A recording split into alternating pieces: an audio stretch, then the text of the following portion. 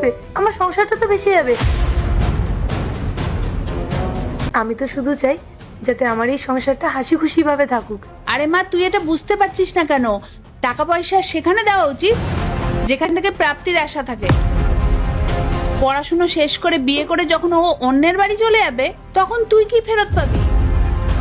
শোন মা, আমি তোর ভালোর জন্যই বলছি, তুই এরকম ভুল করিস না। তুই এই বাড়ির বড় বউ, সংসারের সব দায়িত্ব তো তোর।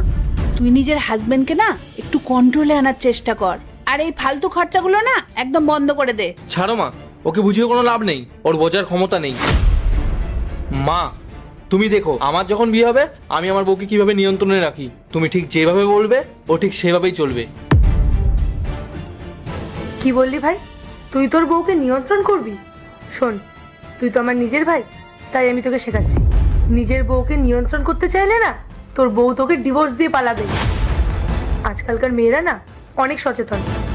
আর মা, তোমাকেও বলি, তোমার তো একটা ছেলে একটা মেয়ে, আর তুমি তো খুব ভালো করে জানো মা যে ইন্দ্রর মা বাবা আর এই পৃথিবীতে নেই। ওর ছোটবেলা থেকে ওর মাসি মেশোই ওকে দেখেছে। আর আমি যদি এখন ইন্দ্রকে বলি যে তোমার বোনকে এই বাড়ি থেকে তাড়িয়ে দাও, তোমার মাসি মেশোকে আর দেখো না, তাহলে কি এটা ঠিক করা হবে?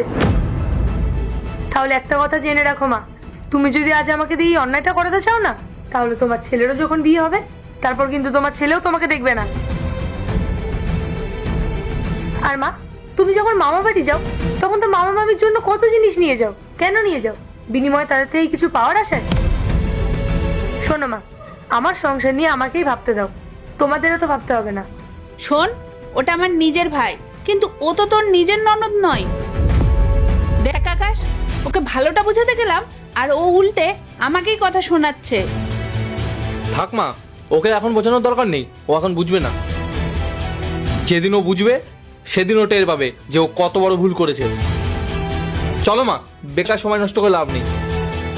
হ্যাঁ রে, ঠিকই বলেছিস তুই। তোদের এই যুক্তি শুনে আমি অন্তত আমার সংসারটা ভাঙবো না। যা এখান থেকে, যাও মা। দেখলি তো বাইরের লোকের জন্য নিজের সংসারটা কিভাবে নষ্ট করছে। চল চল এখান থেকে, আমরা আর এক মুহূর্ত এখানে থাকবো না।